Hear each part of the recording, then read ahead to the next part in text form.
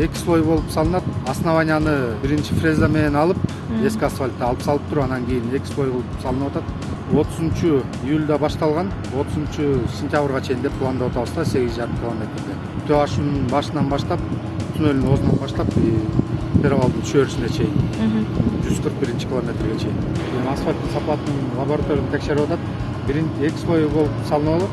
Биринчи слой 7 сантиметр, экинчи слой 5 сантиметр. Азыркы учурда 3-100 километр биринчи слой салып тутту. Бир 30 жумушчу, анан кийин бир 30-40 единица техника иштеп атат азыркы учурда. Интенсивность аябай көп. Жумушчулар башынан да аягынан да туруп, регулировка кылып, бир бет кылып өткөрүп атышат да. Пробка болуу элек. Ходовый яма дегендер бар. Кышында жарылып кетет экен. Асфальт болуп эми жакшымы, Кудай